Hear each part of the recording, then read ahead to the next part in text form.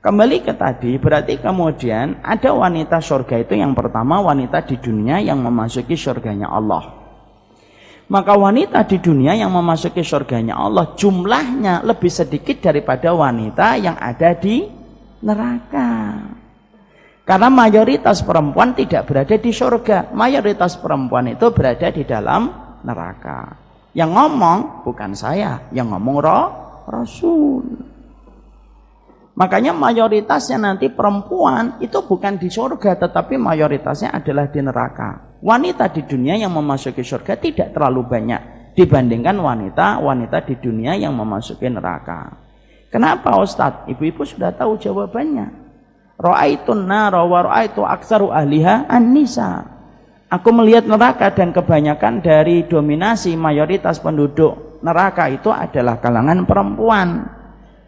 Kemudian para sahabat nanya, qalu, kenapa ya Rasulullah? Ayakfurna billah, apakah mereka kufur sama Allah? Enggak kufur sama Allah. Ma yakfurna billah, mereka tidak pernah kufur kepada Allah. Terus kenapa mereka dimasukkan oleh Allah ke dalam neraka? Yakfurna bil ashir. Nabi menjawabnya singkat, tidaklah mereka dicemplungkan ke dalam neraka, naudzubillah min dzalik, bukan karena tidak memakai jilbab, bukan karena tidak sholat, bisa jadi nutup aurat, bisa jadi sholat, bisa jadi puasa. Terus kenapa mereka dimasukkan ke surga ya Rasulullah? Yakfurna bil ashir, karena mereka kufur kepada suami-suami mereka. Indikator mereka kufur kepada suami mereka itu bagaimana? Rasulullah menjawab, kalau suami mereka sudah berbuat kewajiban-kewajiban yang mereka tunaikan, walaupun tentunya ada kekurangan-kekurangan itu wajar, tapi kewajibannya sudah ditunaikan, lalu tiba-tiba ada laki-laki yang jatuh dengan satu kesalahan, maka cepatnya wanita dikuasai oleh perasaannya, ditunggangi oleh setan menjadi penumpang gelap atas perasaan yang dia miliki, maka cepatnya wanita itu berkata kepada laki-laki suaminya, ma ra'aitu minka khairun qattun. Ya Allah, kamu jadi suami itu tidak ada baiknya sama sekali. Perkataan sependek ini kalau sudah naik ke langit, kalau tidak disusul dengan taubat, itu bisa menghanguskan ibadah-ibadah yang dilakukan seorang wanita. Makanya maaf ibu, Rasulullah pernah ditanya, apa kriteria wanita solihah kalau sudah punya suami?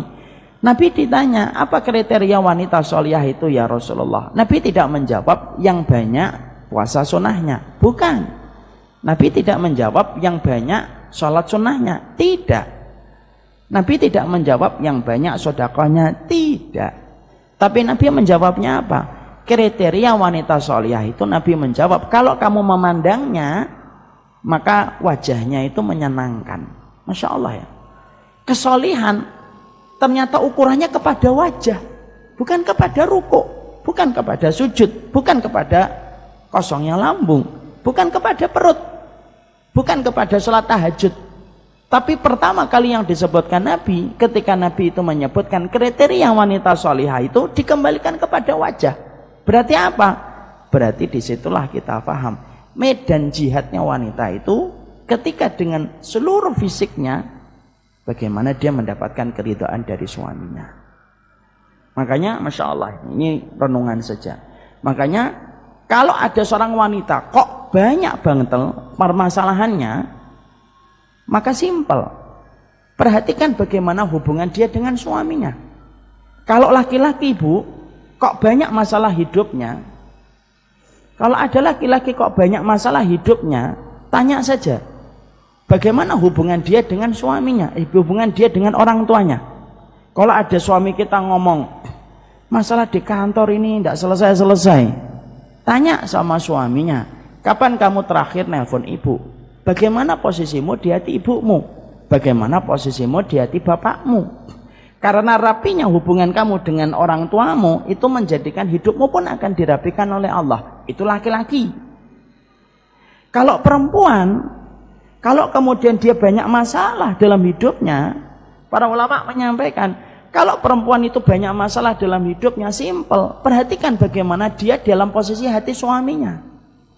Kalau dia mendapatkan hati suaminya betul-betul ridho kepadanya, rapi hubungan dia dengan pintu surganya, rapi kualitas hidupnya di dunia, Bu. Wong pintu surga aja sudah diperbaiki sama Allah kok. Ibu, kalau sudah memperbaiki pintu tengahnya surga, yaitu bersama suami, dunia ini diselesaikan sama Allah. Kenapa? Surga yang tinggi aja sudah selesai, apalagi cuma urusan dunia. Tapi kalau ibu sama pintu surganya tidak selesai, tidak rapi, gimana kehidupan dunia itu akan rapi? Wah, akhiratnya aja belum tentu rapi. Jadi ternyata keberkahan wanita sebelum menikah sama ibu dan bapaknya. Tapi keberkahan wanita ketika sudah menikah itu kepada suaminya. Maaf ya ibu, jangan-jangan ada penyakit yang tumbuh di hatinya kita, tumbuh di fisiknya seorang wanita. Itu juga mungkin salah satunya karena mungkin dosa dia kepada suaminya. Makanya sampai-sampai di dalam syariat Allah itu memuji seorang wanita. Siapa wanita yang dipuji oleh Allah?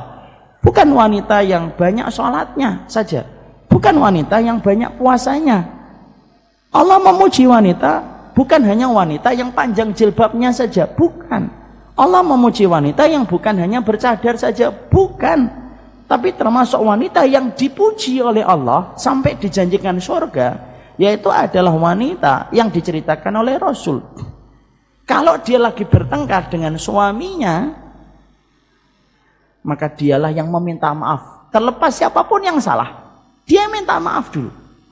Lalu dia letakkan tangannya di atas tangan suaminya, sampai kemudian dia berkata, la adzuqu ghamsan hatta tardo.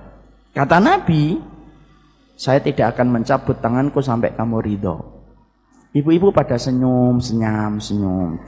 Semoga Allah mengampuni dosa-dosa ibu semuanya. Saya akan menjelaskan ilmu. Makanya habis dari sini, nanti kalau ditanya suaminya, belajar apa Mi? 175 jalan ke surga. Apa saja yang dipelajari? Banyak Bi. Suaminya jawab, kamu tahu nggak? Jalan ke surgamu itu deket. Siapa? Nih. Tuh, kalau ada suami kayak gitu sabar. Berarti dia tahu ilmu, mengingatkan istrinya dengan cara yang baik. Kecuali ibu, kecuali suaminya berzina, suaminya minum khamr, suaminya tidak sholat, suaminya mengkritik Al-Quran dan As-Sunnah, suaminya kemudian jadi dukun, suaminya memusuhi Allah dan Rasulnya. Ibu pisah, itu lebih baik. Ada suami saya berzina Ustaz, pisah. Terlebih kalau suaminya tidak ada komitmen untuk bertobat. Kalau ada komitmen bertobat, ibu disuruh, diberikan pilihan oleh Allah. Satu, untuk bersabar menemani perjalanan tobatnya suami, itu lebih baik. Dua, memilih pisah, dan itu tidak disalahkan dalam syariat. Minum khamr, membunuh, memberikan makanan haram untuk ibu dan tidak pernah berhenti untuk memberikan makanan haram untuk ibu. Kalau semua dosa-dosa besar itu dilakukan, ibu diberikan pilihan oleh syariat, meneruskan atau berhenti. Kalau kesalahannya, kekurangannya cuma masalah kurang ngobrol, di rumah sering main handphone, kalau nutup kamar mandi lupa, kalau ada kecoa ndak mau ngejer, itu sabarnya perempuan dan ujiannya di situ. Paham ibu-ibu? Di sini ya. Pulang ke rumah belum tentu.